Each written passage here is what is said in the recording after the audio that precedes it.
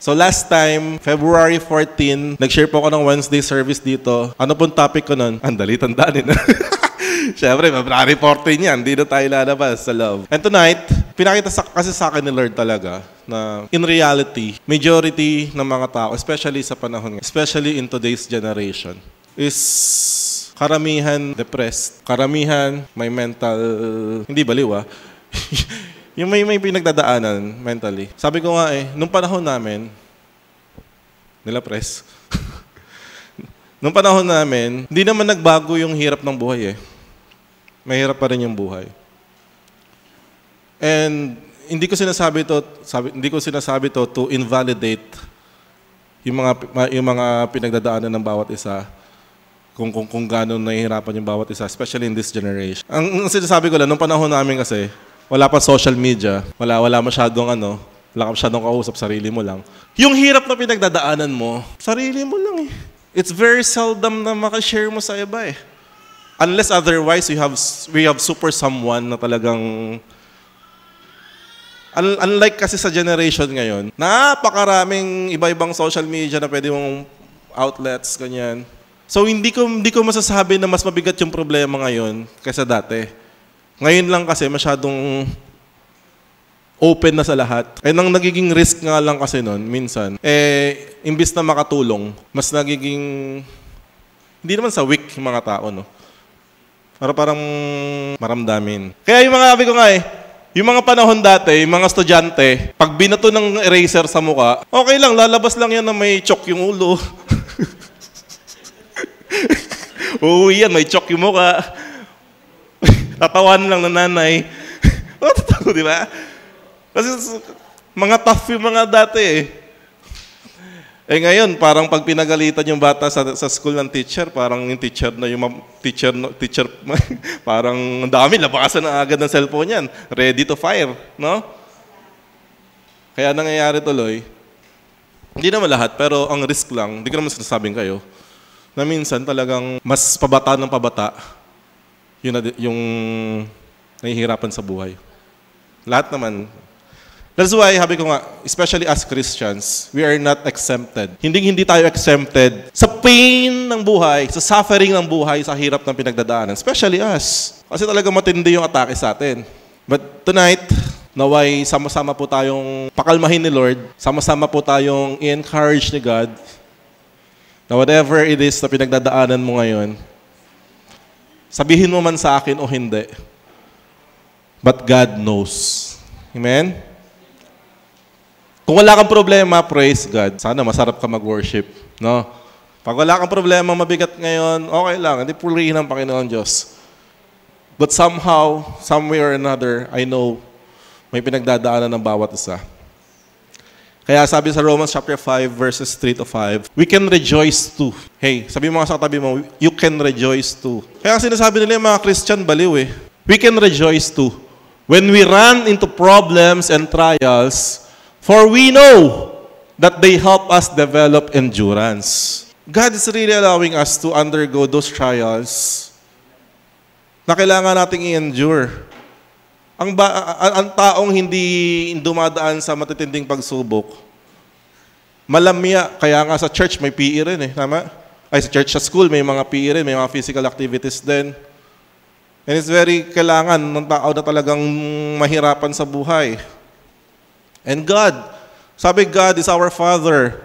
As a loving Father, He disciplines. And endurance develops strength of character. Hallelujah. Totoo. Kung nagtatanong ka kay Lord, kung bakit medyo patindi ng patindi yung pinagdadaanan mo ngayon, kasi yun na yung level ng faith mo, yun na yung level ng maturity na kailangan mo. This is unending, hindi unending rin, no?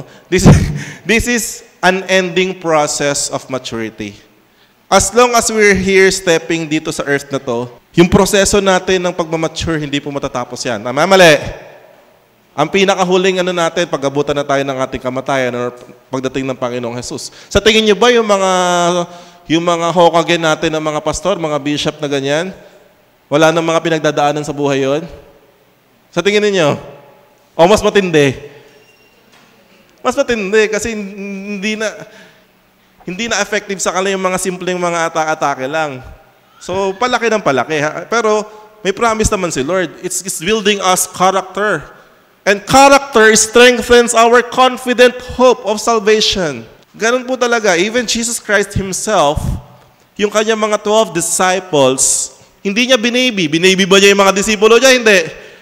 Ay, matindi nga si Jesus ang tindi nga ni Jesus mag-send ng testing sa mga disciples niya eh. Kayo mga teacher, may mga heads up pa eh. O mag-ready kayo baka magpa-surprise kiss ako. Ganyan. May mga hint pa. Si Jesus walang hint-hint. After niyang mag-preach, niyaya niya yung mga disipulo niya tumawid sa kabilang ilog. Pagtawid nila doon, si Jesus natulog. Walang pasapasabi, nasa gitna na sila agad ng test. Hallelujah. And this hope will not lead to disappointment. Oh, hallelujah. Thank you, Jesus. He never fails us. Ano raw yung una? Yung pinagdadaanan mo ng sufferings ngayon, mga hardship, mga moments na hindi mo naiintindihan kung bakit ka dumadaan, it will produce unto us daw, character, perseverance. Then if you persevere, it will develop into your character. Makikita mo, magbabago ang character mo. Tama po ba? This is the process in the kingdom. Yung pinipreach po namin. This is the process of the kingdom of God. From a child of God, to a son of God, to a matured son of God, and to the fatherhood. Tama?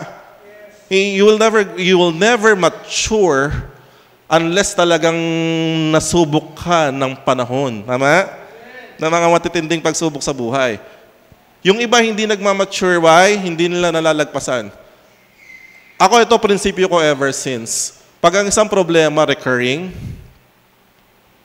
paulit-ulit,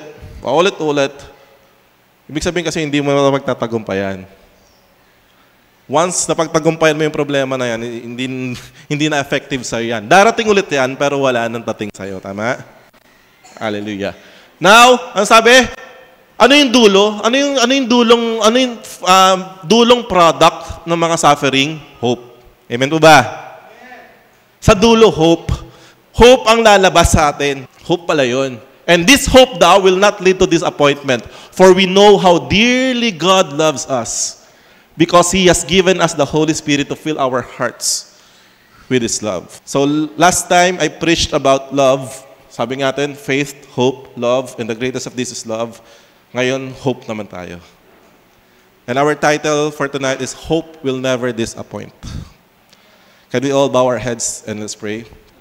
Father in heaven, Lord, we thank you, God, for your love na binibigay po sa amin sa mga sandaling ito, Panginoon. Thank you, Lord, for your embrace. Thank you for the assurance that you are always here with us. Thank you, God, for sustaining us, Panginoon. Marami pong salamat. Once again, Lord, I'm asking na manguna ka, Panginoon, sa mga sandaling ito. Hide me, O Lord, into your presence. Give me your words na magbibigay ng karunungan and encouragement sa bawat isa. Your glory lang ang makita ng bawat isa, O God. Prepare our hearts sa pagpasok ng iyong salta. Lord, tanggalin mo muna kung ano man ang mga sumasagabal sa mga isipan ng mga kapatid ko para hindi makapasok na matiwasay ang iyong salta. Marami pong salamat, O Lord. We surrender to you fully in this moment, O God. May you be praised, may you be lifted high in our midst. In Jesus' name. Amen and amen. Question. Dumating ka na ba sa buhay mo na you feel like giving up? Hindi, Pastor, Christian ako. Pag Christian, di po pwede yung to yun. Napakaraming mga Christian. Araw-araw may mga Christian na nagwa-backslide. Araw-araw may mga pastor na nag-quit. Araw-araw may mga Christian na nanghihina. Minsan ba naranasan mo na mag-give up sa pangarap mo? Kasi parang impossible. Or sa faith na hinahawakan mo na napakatagal na. Parang dumating ka sa punto ng buhay na, siguro hindi to yung para sa akin. Siguro hindi naman to yung paltang ko na lang. Or dumating ka na sa punto ng buhay mo na parang gusto mo na i-give up yung future mo. Kasi parang wala nangyayari. As nagtatanong ka, mangyayari pa kaya, Lord? Parang yung mga disciple ni John the Baptist, di ba? Nung inutusan ni John the Baptist yung mga disciple niya, punta ka kay Jesus. Kasi that time si John the Baptist nakakulong. Isipin mo yun, si John the Baptist, lumaki siya na talagang nasa wilderness lang, hindi uminom, talaga naman, preparing the way of Jesus. Tapos, nung pagdating ni Jesus Christ, binaptized niya. Tapos, maya-maya, kinulong si John the Baptist. ni hindi niya makikita yung sinasabi na pagliligtas. Kaya naman, nagduda sa mga disipulo niya, punta nga kayo kay Jesus. Pinsan niya yun, First cousin niya si Jesus. Punta nga kayo kay Jesus. Tanungin niyo nga kung siya talaga yung Mesayang inaantay. Isipin mo yun? Si John the Baptist, sabi sa lahat ng pinanganak ng babae, siya yung mataas di ba sabi? Pero sabi ng Jesus, blessed are you if you do not lose account because of me. Kung hindi ka wala ng pananampalataya. Dumating ka na ba sa buhay mo na you want to settle for less? Kasi parang wala, parang ito na nga lang. Yung handa ka nang maniwala sa mga sinasabi ng mga nasa paligid mo. The voices nasa paligid na, ayan, Christian ka pa. Sana kung di ka na lang nag-church, yung mga oras na nilagi mo dyan, di sana, katulad mo na si ganito. Sana ganito ka na rin, katulad ni ganito. Talaga naman sa mundo, ang daming ganun tama? Rema. Totoo naman. Baka kasi inaaraw-araw siya ng kuya niya Simba ka pa naman ng simba doon, tapos ganyan ugali mo. Kristiyano pa naman kayo. Reklamo kayo ng reklamo. Bakit pag Kristiyano ka ba, hindi ka na pwede magreklamo? Pag Kristiyano ka ba, kailangan, Ay nako. And ito yung pag-aaralan natin. Romans 15:13. Dito lang tayo mag-aaral. May the God of hope fill you with all joy and peace. Pwede ba as we read this, namnamin yung gusto? That the God of hope will fill you with all joy and peace as you trust in Him. May kasama ba ako ngayong gabi na gusto magtiwala sa Diyos? Oh, I love it. Thank you, Lord. So that you may overflow with hope by the power of the Holy Spirit. That verse, maniwala kayo sa hindi, is the 4 steps to a joyful heart. That's a chronological step na kailangan nating maintindihan. Na ang Diyos daw ay Diyos ng pag-asa. Pag naintindihan daw po natin yon, ang Diyos ay pupunuin ang puso natin ng joy. Ayun ang kasunod. Kapag naintindihan mo na ang Diyos natin ay Diyos ng pag-asa, magugulat ka, magkakaroon ka ng panibagong joy and peace sa puso mo. As you trust in Him. So, walang kwenta pala na nalaman mo na God is a God of hope, tapos nagkaroon ka ng joy, hindi ka magkakaroon ng joy and peace kung hindi ka nagtiwala sa Kanya. Tama? You need to put your trust in His words, in His promises. And then you will overflow with hope by the power of the Holy Spirit. So isa-isahin natin yung apat lang naman yan. The God of hope. Do you believe that our God is the God of hope? Amen. Hallelujah. God gives hope to everyone, to the whole world. Ang Diyos ay Diyos ng pag-asa. Ay, salamat naman talaga. Panginoong Jesus. Siguro kung nabuhay tayo sa panahon ni Jesus, whenever you see Jesus, your heart will overflow with hope. Yung mga tao ganun. Every time they see Jesus, every time they hear Jesus, nagkakaroon sila ng hope. Yung mga may sakit na mga kamag-anak, nagkakaroon ng hope. Yung mga may sakit na may kaibigan, nagkakaroon ng hope. Yung namatayan ng anak sa eskinita, nagkaroon ng hope sa puso. Tama? Yung mga magkakapatid na sila Martha, Mary at si Lazarus, nagkaroon ng hope sa puso. Everyone who sees Jesus, nagkakaroon ng hope sa puso. God is a God of hope. Alam mo kung saan ang pinakamalupit na pag-asa na binigay ng God sa atin? Minsan kasi parang we are so confined sa thought na magiging masaya lang tayo kapag meron tayo ng mga bagay na gusto natin. Pero mind you guys, things in this world, anything that we see in this world, maglalaho daw. Tama mali? Baliwala po lahat yun. Kaya si God, inumpisahan niya munang solusyonan yung pinakamahalaga. Sabi niya, what profits a man if you gain the whole world, yet forfeits your soul? Ikaw na ang pinakamayaman, pinakagwapo dito sa buong balat ng lupa. Pero kung mapapahamak daw yung kaluluwa, baliwala. Kaya naman ang ating Diyos, Kaya mo masasabing ang Diyos ay Diyos ng pag-asa. Kasi yung pinaka-imposible nating problema, binigay niya ng solusyon. Sabi sa John 3 verse 18, hindi na raw hinahatulang maparusahan ang sumasampalataya sa anak ng Diyos. Meron po ba sumasampalataya sa anak dito? Meron ba sumasampalataya kay Jesus dito? Salamat o Diyos. Kailangan kong ulitin yun. Alam niyo kung bakit? Kasi sabi doon sa sumunod, ngunit hinatulan na ang hindi sumasampalataya. Nauna na po yung hatol. Nauna na po ang hatol. Ito tatandaan ninyo sa mga kamag-anak natin na hindi pa tumatanggap sa Panginoon, sa atin nung hindi pa tumatanggap kay Lord, nauna na ang hatol. Hinatulan na raw po ang hindi sumasampalataya sapagkat hindi siya sumampalataya sa kaisa-isang anak ng Diyos. Meaning to say, the whole world is hopeless. This is the reality. Hello? Lahat po ng tao may hatol na. Kaya kung naiintindihan mo ng gusto yan, may mahal ka sa buhay, talaga namang maawa ka sa mga taong yun. Titingin ka sa mga tao sa labas, kahit gaano sila kasaya sa tinatangkilik nila. Without Jesus, they're already condemned. They're already judged. But thank you. Thank you, Lord. Sabi sa John 3:16, sapagkat kayo na lamang ang pag-ibig ng Diyos sa sangkatauhan. Hallelujah. Kaya't ibinigay niya ang kanyang kaisa-isang anak upang ang sino mang sumampalataya sa kanya hindi mapahamak kundi magkaroon ng buhay na walang hanggan. That is the hope of the world. Kaya minsan akala mo, ikaw na yung pinakasawing tao kasi hindi ka katulad, sabi nga in the kingdom of God. Iba-iba po tayo ng istorya ng buhay. Hello? Iba-iba po tayo ng God has a specific design for your life, for your life, for your life, for my life. Hindi mo pwedeng hanapin yung disenyo ng buhay mo sa disenyo ng katabi mo. Magpasalamat na lang tayo kay Lord kasi lahat po tayo na sumampalataya kay Jesus na ligtas na.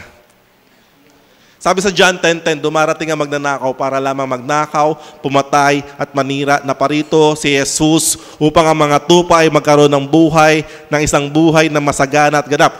Oh, next! After your salvation, hindi naman natapos doon ng Diyos Tama mali. God did not stop na talagang namatay lang siya. Okay, lahat tayo saved na. Makita-kita na lang tayo, mga kapatid. Makita-kita na lang tayo sa aking second coming. Bahala na muna kayo sa buhay nyo dyan. Gawin nyo lahat na gusto nyo dyan. Magpatayang kayo dyan. Hindi naman po ganun. God did not stop. Jesus Christ did not stop in just saving us. Sabi niya, naparito siya. First, sinulusyonan niya na yung pinaka-imposible. Now, our life here, naparito raw siya upang magkaroon ka ng buhay. Hindi lang isang basta buhay, isang buhay na masagana at ganap. Hope, put your hope in that word. Lagi ko po sinasabi, if your life right now is miserable pa, if your life right now is punong-puno pa ng iyak, kung yung buhay mo ngayon ay parang walang nangyayari, para kang isang kanal na hindi gumagalaw, if that's your life right now, sabihin ko sa iyo mga kapatid ko, at naniniwala ka kay Jesus, hindi pa po tapos ang storya ng buhay mo. God is not finished yet. Pinagaganda lang ng Diyos ang testimony ng buhay mo. Alam mo ba tatagal minsan? Kasi hindi ka nagte-testimony kapag Wednesday. gusto muna ni Lord masanay ka mag-testimony. Kasi pagagandahin niya yung testimony mo Sanayin mo na muna sa maliliit. Yung mga taong mahilig mag-testimony, bine-bless ng gusto ni Lord. Totoo. So first, lagay mo sa isipan mo, God is a God of hope. Whatever it is, ngayon, na mukhang imposible na pinag-pray mo, parang walang ano. God is a God of hope. And then, if you understand that, He will fill you with joy and peace. Sabi sa Psalms chapter 126 verse 5, those who sow in tears will reap in joy. Hallelujah. If you are in the season of sowing of tears right now, promise yan ni Lord. Hello? Promise yan ng Diyos. Weeping will last for a night, but joy comes in the morning. Hallelujah. Maaaring yung buhay mo ngayon nasa dilim. Gabi wala namang gabing maliwanag. Reaping may last for the night, but surely your joy will come in the morning. Lagi natin naririnig, narinig na ng iba rito. The darkest part of the night, ng daling araw, ito raw po yung time na palabas na yung araw. Amen? Oh, hallelujah. Sarap nun ah. Sarap nun. Thank you, Lord ah. Tama? Your promise still stands. Thank you, God. So that's joy. Then peace. Sabi ni Jesus, peace I leave you. My peace. Ang galing eh. Jesus Christ, specifically talaga minention niya, explicitly, my peace. Pwede niya na hindi sabihin yun eh. Peace I leave with you. Pero kailangan niya rin sabihin, my peace I give to you. Not as the world gives. Why? Meron pala kasing peace, kind of peace that the world is giving. Hindi po yan ang iniiwan na Jesus na peace. Yung peace sa mundo, paspa ka. Yung peace sa mundo, magwalwal ka ng onte. Yung peace sa mundo, magpakasaya-saya ka. Pero pagtapos doon, wala rin. Ganun din. Tama, bali. Magspa ka, sasakit lang lalo katawan mo after. Ginhawa, while, pagtapos, babalik din. My peace I give to you. Let not your heart be troubled, neither let it be afraid. Thank you, Jesus. May we understand this kind of peace that Jesus is giving us. Remember, sila Jesus, hindi po English ang lengguwahe. Ano po language nila? Hebrew. Ang salita nila Hebrew. Kasi mga Hudyo sila, tama? So anong sabi niya dyan? My shalom I give to you. Hebrew yung pinaka-rich na language talaga. Because shalom means peace, harmony, wholeness, completeness, welfare, and tranquility. Thank you, Jesus. Hindi lang basta peace yung iniwan ni God. Peace is not just the absence of trouble. That's not hindi yun ang peace. Pag wala kang trouble, peaceful ka. Hindi po ganun yun. Peace is in the presence of Jesus. Because He is the Prince of Peace. Thank you, Lord. Kita mo yun, even the waves, even the wind obeys Him. Pag kasama mo si Lord, ay nako, kahit gaano kalala yung problema mo ngayon, magugulat ka na lang. May kapayapaan pa din yung puso mo. You will never give up if Jesus is with you. Kasi yung peace niya na andyan. Yung sinasabi sa'yo ng sitwasyon mo, dapat itong mga moment na to, nagwawala ka na. Dapat yung mga moment na to, nagre-rebelde ka na. Dapat yung mga moment na to, magwalwal ka na lang. Pero pag kasama mo pa rin si Lord, sabi niya, yung sino nag-testimony kanina dito, si Tita yata, sabi sa Philippians chapter 4 verse 6, do not be anxious about anything, but in everything, But in everything, pray to God with thanksgiving, and the peace of God, which transcends all understanding, will guard your heart and your mind in Christ Jesus. Oh, hallelujah. Thank you, Lord. Moments na parang gusto mo lang iuntog yung ulo mo sa pader. Isang beses lang, try mo lang, okay lang. Bang! Sakit. Pray ka na. At least, try mo pa rin. No? Masakit eh. Minsan kasi gusto mo rin na sakit eh. Disaktan mo muna yung sarili mo. Untog mo muna. As mag-pray ka na. Ang gulat ka, sayang pala. True! Ay, ewan ko sa inyo. Kung hirap ka na sa buhay, tanong mo sa sarili mo, when was the last time that you really prayed unto God about your situation? Because totoo po ang salita ng Diyos na kahit gaano kalala yung pinagdadaanan mo, whenever you pray, His peace will come. Makakatulog ka pa rin sa gabi. Sino rito yung hindi makatulog sa gabi sa bigat ng problema? Pray! Hindi ka kasi nag-pray. Subukan mo mag-pray. Hindi ka pa tapos mag-pray, tulog ka na. Tama ba? Di ba prayer daw yung kinakatamaran na activity ng mga Christian kasi nakakaantok? Huwag gawin mo pa matulog. Ako kahit gaano kalala yung problema ko, masarap tulog ko sa gabi. True. I will never, ever exchange a good sleep sa problema. Why? Because there is a hopeful tomorrow waiting for me. Palakpakan nga si Lord. Thank you, God. as you trust in Him. Ay dito na talaga tayo magkakasubukan. Are we really trusting Him? In your situation, are you really trusting God? Can you really surrender? Ano raw yung second na culture sa kingdom? Total dependence sa Diyos. Minsan God is allowing us na dumaan sa isang sitwasyon na mababaliw ka na. Yung na-exert mo na lahat ng known efforts mo, known ways, wala ka ng ano. Alam mo minsan, kung bakit inaalaw ni Lord yun? Kasi tinuturuan tayo ng Diyos magtiwala sa Kanya. Masyado kasi tayong matalino minsan. Eh sabi sa Bible, yung wisdom daw ng mundo is foolishness kay God.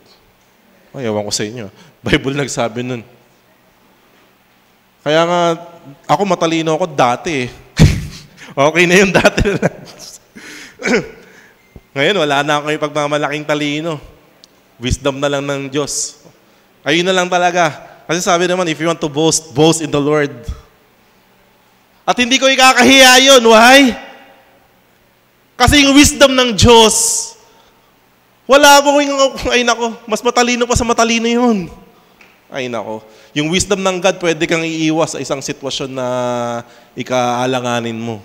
Sabi sa Proverbs 3:5-6, trust in the Lord with all your heart and lean not on your own understanding. In all your ways. Ilang ways daw? All. Acknowledge Him. Sabi ko nga ang hirap kasi sa ating mga tao na lang. Ang hirap sa ating mga tao, kapag natututo tayo, bumibitaw tayo sa mga nagtuturo sa atin. Tama? Before, nung hindi pa natin alam, talaga naman kung makakapit tayo sa mga knowledge, sa mga teacher, sa mga mentor, talaga namang kapit na kapit tayo, huwag mo kong iwanan ha, turuan mo ko ha. But once na alam mo na yung ginagawa, maniwala ka sa hindi. You want to be independent. You want to build your own path. You want na maipakita na, this is me. Kailangan mabura. Mabura sa akin yung makita dapat ako. Ako yung magaling. Ako na to. Hindi nga ganun mga kapatid In the kingdom of God, we need total dependence. Kaya nga hindi pwedeng akala mo, alam mo na lahat. Wala pong ganun. Ay hindi, lipas na ako dyan. Alam ko na lahat yan. Since birth, Christian ako, no? Lipas na ako dyan. Para sa mga youth na lang yan. Ministry, hindi. Para sa mga ano na lang yan. Para na lang sa mga hindi busy yan. Alam ko na yan Basta ako, I have faith. Kahit nga hindi ako magsimba Why? Alam ko na lahat ng verse. Totoo. Kung gusto mo, mag-1v1 tayo Totoo. 15 minutes ka, 15 minutes ako. Paramihan ng verse. Ay, nako. Kung ganun lang ang sistema sa mundo, panalo na po lahat ng abogado. Tama mali. Panalo na yung mga antatatas na mga memorya. Di kailangan mo pala, basahin mo lang buong Biblia, kapesaduhin mo lang yon, di magpahinga ka na habang buhay. Hindi kasi, kita mo yan, pastor. Kita mo yan, pinipreach mo, pastor. Proverbs 3:5-6. Nag-iisang akong Christian, yan na yung pinipreach mo Hanggang ngayon, yan pa rin yung pinipreach mo may nagbago ba dyan, pastor?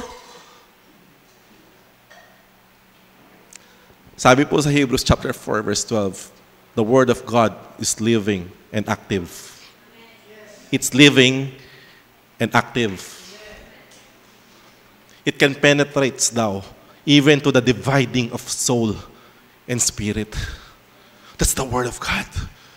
Kahit mag-preach ako araw-araw ng isang verse lang, kung talagang tayo po ay nag-a-acknowledge kay Lord, meron tayong bagong matatanggap sa Diyos. Only those prideful persons ang walang nare-receive na bago sa Diyos.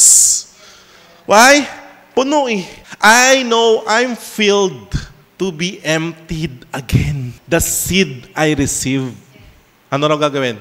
I will keep. I will sow. Thank you, Lord. Psalm 62:5. Yes. My soul find rest in God.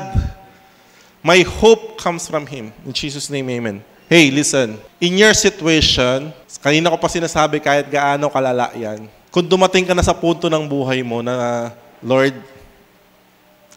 my soul find rest in you. Find rest. My soul. My hope comes from Him. Minsan talaga sinasagad ka ng Diyos eh. Alam mo ba yun? Minsan sinasagad po tayo ng Diyos talaga. Why? Because God wants us to learn. Want God's us na talaga magdepende sa Kanya. Ang hirap sa atin natitigas ng mga ulo natin. Sabi nga those Israelites people, pwede silang tumawid from Egypt papunta doon sa Promised Land ng ilang araw lang. Totoo. Pero hindi sila nakapasok sa Promised Land. They took them 40 years in the wilderness. Why? Ang titigas ng ulo. Matitigas ang ulo. Tinuturuan sila na magdepende sa Diyos. Si God nga lupit. Araw-araw may miracle na binibigay sa mga Israelite. Tama mali? Mali ba ako doon? No, tama. Araw-araw meron sila nakikita miracle. Tama mali? Can you agree? Hindi. Why? Araw-araw umuulan ng mana. Araw-araw yun. Araw-araw, God is providing unto them. May mga special na araw pa si Lord. May mga special na araw na hinati. Ilang beses hinati yung dagat? Ilan? Sabi na, hindi, pastor, isa lang. Isa lang. Isang dagat, isang ilog. Kaya din si AJ, di ba? Sagot eh. 2 beses dinemonstrate ni Lord yun. Naghati ng body of water. Alam ba natin yun? Nung alam lang natin yung kay Moses lang. Hinati pa ni Lord yung river. Mga tawid sila. Hallelujah. 2 times. Pinokpok yung mga bato. Umagos yung tubig. Miracle upon miracle. Bago pa nga sila lumabas sa Egypt, 10 miracles ang pinakita ng God sa kanila. Meaning to say, talagang pinapakita ni God na He is so powerful, nothing is impossible unto Him. Pero alam mo, ito pala yung katotohanan dyan. Kahit na ilang milagro pa makita mo, kung matigas ang puso mo, hindi ka magtitiwala sa Kanya. Hindi natin kailangan ng miracle para magtiwala sa Diyos. Kailangan ng Diyos yung nagtitiwala sa Kanya kasi nagtitiwala sa Kanya. So ipahinga ninyo. Pahipahinga rin, kapatid. Pahipahinga rin. Ipahinga nyo yung mga kaluluwa ninyo. Pagod na nga yung katawan mo. Pagod pa yung kaluluwa mo. Pagod pa yung spirito mo. Balansehin mo din. Tama, no? Pag masyado kang pagod na yung physical mo, siguraduhin mo naman na nakapahinga talaga yung kaluluwa mo. Ngayon, pag malakas naman yung ano mo, balance lang. Sabi ko nga, kaya nga ako talagang nag-gym, kaya ako nagpapafit. Para yung katawan ko malakas. Balance pa din, di ba? So, matindi man yung problema mo, kung malakas naman yung katawan mo, malakas spirito mo, adi, win-win ka pa din, no? Why? Sabi, a crushed spirit dries up the bone. Sa Bible po yan. Ano ibig sabihin nun? Kapag bagsak po ang spirito mo, pati katawan mo babagsak. Bible po nagsabi niyan, hindi po si pastor. Nasa Proverbs yan, hanapin nyo na lang sa Google. A crushed spirit dries up the bone. Kaya nilalaban ko po yun, yung katawan ko, talaga naman. Why? Pansin mo to, pag yung bagsak yung soul mo, spirit mo, anong kasunod? Pati katawan mo. Tama mali? Nai-stress ka na ano ka, yung pagiging fit, hindi po madali. Super. Napakadaling maging hindi fit. Wala kang kailangan gawin. Pero para maging fit, it will takes you super discipline. Tama? At pag ginagawa mo yon sa katawan mo, kaya mo rin gawin yon lalo sa spirito mo at sa kaluluwa mo. Kasi sabi ni John, sa 3 John, sabi niya, may the Lord bless you and prosper you as your soul prospers. Hey! Sabay! Thank you, Lord. Rest din. Balansehin niyo mga kapatid ko. Tingnan niyo yung ano. Ilan po ba katauhan nating mga tao? Ilan? 3, di ba? Sabi sa 1 Thessalonians 5:23, meron daw tayong soul, body, and spirit. Para tayong Diyos eh. Meron God the Father, the Son, and the Holy Spirit. Tayo ganun din. May soul, may body, may spirit. Kaya nga sabi sa 1 Thessalonians 5:23, may the Lord found you blameless and spotless, your whole being. Sabi, your body, soul, and spirit.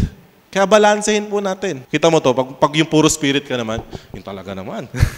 Talaga naman, napaka-dogmatic mo na. Talagang spirit ka lang. Wala. Dogmatic ka lang, magiging dogmatic ka lang nun. Tama? Pag puro soul ka naman, ano ka naman, magiging emotional Christian ka naman. Kapatid! Puro soul, puro emotion lang yun. Huwag natin pag-usapan pag puro physical lang. Sanay na tayo dun. Kailangan balance, mga kapatid ko. And next, you will overflow with hope. Kung nagtitiwala na po tayo sa Diyos, ewan ko sa'yo kung totoong nagtitiwala ka sa Diyos, ikaw raw po ay aapaw ng pag-asa. At makikita po yan. Tama, mali. It's evident. It's very evident. It's very evident sa mga person na nag-overflow ng hope. Hindi nawala silang problema, pero makikita mo sila na hindi nagmumukmok sa isang tabi. Hindi yung parang gustong halikan yung lupa lagi.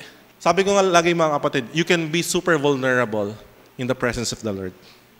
Sa presensya ng Diyos, talaga naman, iyak mo ng iyak yan. Talaga naman, gustong-gusto ni Lord yun. Kaya sabi, God is collecting our tears in His bottle. Baka nga pagdating sa langit, galon-galon na yung luha mo doon. Yung isa, may swimming pool na ng luha sa langit. Why? You can be super baby pagdating kay Lord. You can be super vulnerable pagdating kay Lord. Pero paglabas mo, baon-baon mo yung kalakasan na binigay din niya sa'yo. Hallelujah. Thank you, God. Cheer up. Sabi mo sa tabi mo, cheer up. Cheer up, cheer up. Totoo. Hebrews 10:23. Yan na naman, pastor. Bata pa tayong Christian, puro yan na yung verse nyo dati pa. Let us hold unswervingly to the hope we profess, for He who promised is faithful. Hello? Can you remind yourself of the hope that you're professing? Tapat ang Diyos. Your promise still stands. Great is your faithfulness. Sabi nga kanina nakalimutan na nga raw niya yung kung ano man yung nakalimutan niya Pero nung kumanta, naalala niya ulit Ay, pinagpapray ko pala yun. Ay, nako. Hindi mo alam, pero somehow, you're already living yung mga pinagpray mo dati. Minsan hindi mo lang na-appreciate. Why? Kasi natabunan na ng ibang pang gusto at pinagpray. Pero somehow, the life you are living right now, ay mga bagay na pinagpray mo na dati yan. And God is not yet done. Hanggat may pinagpray ka, hanggat may inaasahan ka sa Diyos, He will bring it into completion, sabi ng Bible. Trust in His words, trust in His promises. Nagtatagal man, hintayin mo daw. Though it linger, wait for it will certainly come, and it will not delay. Habakuk 2:3. Ay, naku. Ako dumarating ako sa punto ng buhay ko sometimes na gusto ko na rin mag-give up. Totoo. Hindi po ako nagpapaka-plastic sa inyo lahat. Hindi kami super Christians. Minsan parang gusto ko na rin let it go. Para si Job. Sana hindi na lang ako pinanganak ng mga... Ganun si Job, di ba? Ang arte kay Lord. Sometimes I want to give up. Pero alam mo kung ano yung bigla na lang magpapabalik sa akin? These words that I'm preaching unto you guys. Totoo. Yung parang gusto ko manghina ng gusto. Yung gusto ko nang iuntog yung ulo ko sa pader. So, totoo yun. Yung untog ko na. Tapos mag-pray. Tapos mag-pray ka na lang. Alam mo, the Spirit inside you, sabi, the work of the Spirit is to remind you of the words na galing kay Lord. And purihin ng Panginoon Diyos. I'm always being reminded by these words that I'm preaching unto you guys. Thank you, God. That's why I'm not giving up. I'm not giving up hope. Why? I'm not throwing away my confidence. Kasi sabi sa Hebrews 10:35, it will be richly rewarded. As long as you're confident kay Lord, it will be rewarded. Sooner or later, it will be rewarded. Hindi man ngayon. Sabi sa Bible, hope that is seen is not hope at all. Tama? Sabi sa Romans, hindi hope yun. So hanggat hindi mo pa nakikita, hope yun. Hanggang makikita mo na lang isang araw, you're already living the life. Thank you, God. Isaiah 40:31, but those who hope in the Lord, thank you, God. Sino pong ready na magtiwala sa Diyos sa gabing ito? Sinong ready na ma-renew yung hope niya kay God? And this is the word of God for you. Those who hope in the Lord will renew their strength. They will soar on wings like eagles. They will run and not grow weary. They will walk and not be faint. New hope will arise in your hearts. Remember the road to Emmaus? Yung story ng road to Emmaus. Nung namatay si Jesus, the disciples scattered. There were two disciples. There were two disciples walking, depressed. Talagang yung dalawa, talagang walking, ganyan. Pauwi sa Emmaus. While they were walking, alam mo, sa sobrang depressed nila, they didn't even recognize that Jesus is with them. Si Jesus, sinabayan sila sa lakad. Ito pakinggan nyo ang buti senaryo. Yung dalawang bad trip, ang bagal maglakad. Jesus Christ, sinamahan sila maglakad. Binagalan din ni Lord. Then kinuwento nila ni Lord, bakit kayo malungkot? Sabi niya kasi, yung master namin, pinako sa krus. Batay. Patay na. Alam mo si Jesus, nag-preach sa kanila, sabi, mula Genesis. Hindi nila kilala ko sino. Mula Genesis hanggang doon sa panahon ni Jesus. Tapos, ito na. Pagdating nila sa bahay nila, alam mo ginawa ni Jesus? Kumuha ng tinapay, pinagpira-piraso. Nag-communion! Tapos nung binibigay na, sa kanila nabuksan yung mata nila na si Jesus pala yun. Ito na yung twist. Nung nalaman nila na si Jesus pala yung kasama nila, Emmaus is like 40 kilometers yata. Layo.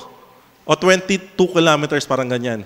Nung nalaman nila sa Jesus pala yung kasama ng gano'n, alam mo kung nangyari, right there and then.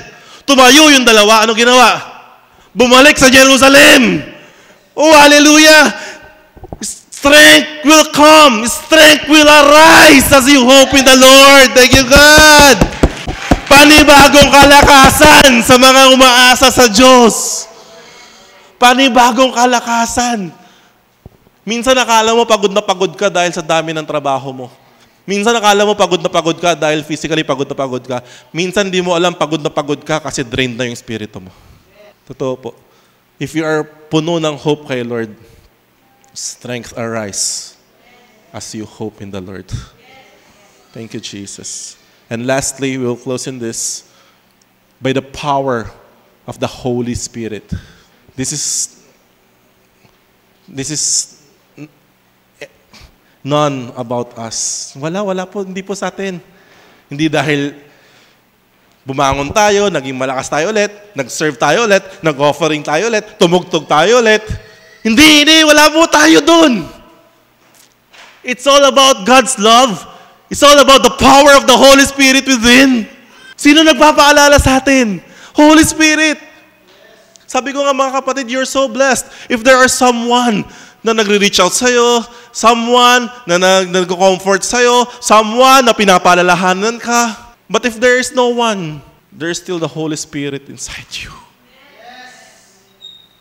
Ganun po lagi sa akin. It's the Holy Spirit always. Papaalala sa'yo yung mga panahon na ang saya mo. Ipapaalala sa'yo yung mga pinangahawakan ng pangako ng Lord. Papaalala niya sa'yo yung mga inahawakan mo na hope mo kay God. Ipapakita niya sa'yo yung mga vision na nakita mo na dati. I-renew niya sa'yo yun. Oh, thank you, God. Not by might nor by power, but by my Spirit, says the Lord of hosts. Thank you, God. What we're doing here, wala po tayong kinalaman doon. Pag nag-praise and worship tayo, wagas yung flow. Dahil magaling tayo kumanta. No! Dahil kay God yun, yung Spirit niya, kasi mahal na mahal tayo ni Lord. Hindi niya tayo bibiguin. He will never fail us. And this is my favorite verse. Now to Him who is able to do. Sabihin nga natin, kaya ni Lord. Kaya ni Lord. At higit pa. He is able to do exceedingly, abundantly, above all. Tatlo yun. Exceedingly, abundantly, and above all that we can ever ask or think or imagine even in our wildest dreams. The message, according to the power that works in us, works within us. Kayang gawin ni Lord. So church, don't stop believing. Don't stop asking. Don't stop believing. Don't stop thinking. Alam niyo yung wildest dreams? Ang wildest dreams yung nangangarap ng gising eh. Tama? Okay lang yun pala. Kaya sabi, hanggat kaya mong isipin, hanggat kaya mong panampalatayaan, mas kayang gawin ng Diyos. Pero hindi gagawin ng God ang isang bagay na hindi mo kayang isipin. Hindi mo kayang panampalatayaan at hindi mo kayang tayuan. That's why sabi sa Isaiah chapter 54, enlarge your tents. Tama? Enlarge your tents. Ihanda nyo, mga kapatid. Kung tingin nyo kay God napakaliit, He will always meet you according to the level of your faith. Eh kung mataas-taas yung pinanampalataya mo kay God, thank you Lord, kaya matitindi rin yung mga pagsubok na pinagdadaanan mo. Amen ba? Kaya huwag kang matakot sa pagsubok na mabigat. Why? Kasi mas malaki yung inahanda ng God sa iyo. God is just preparing you to receive something big, something better, and the best that God is preparing for you. Kaya smile lang kapatid. Smile lang. Lilipas lahat yan, makikita mo tapos na. And I will close in this verse, Matthew 8:1-3. Nang makababa si Jesus mula sa bundok, sinundan siya ng napakaraming tao. Lumapit sa kanya ang isang taong may ketong, lumuhod sa harapan niya at sinabi, Panginoon, kung nais po ninyo, ako'y inyong mapapagaling at magagawang malinis. I know right now, meron kang mga desire sa puso mo, hindi mo alam kung kayang bigay ni God, kung i-grant ni Lord, hindi mo alam kung mabigat or whatever. Parang tayo yan eh. There's something that we're telling Jesus, Lord, kung nais mo, if you want, if you will, kung kaya mo, Lord, ibibigay mo sa akin to. Remember one Wednesday, sabi ni Pastor Nicky, pray for something impossible. Always ask God for something big, for something impossible. Why? Ang lilit kasi nung pinag-pray natin eh.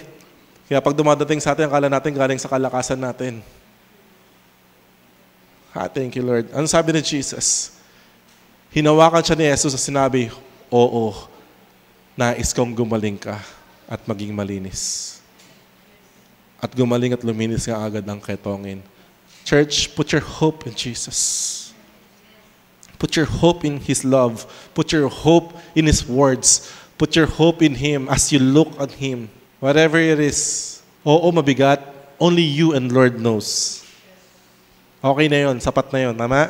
So don't lose hope because hope will never disappoint you. Let's pray. Father God, Lord, we thank you, God, for these words that gives us encouragement once again, that gives us strength once again, oh God. Thank you, Lord, for reminding us that nothing is impossible, Panginoon, sa iyo. Nothing is impossible for those who believe.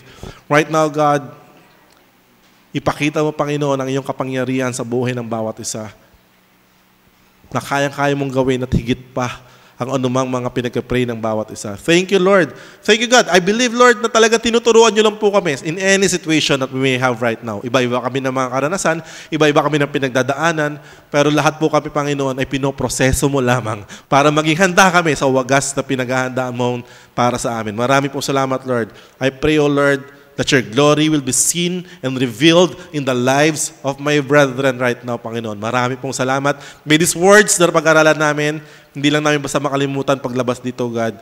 Bagkus tumimo po sa aming puso at sa aming isipan, magbigay ng kalakasan, panibagong kalakasan sa bawat isa. Marami po salamat, minamahal ka namin. Sa iyo lahat ng paborit magsamba. Sa pangalan ni Jesus, ang lahat magsabi ng Amen. Palakpakan si God. Thank you, Lord. To God be the glory.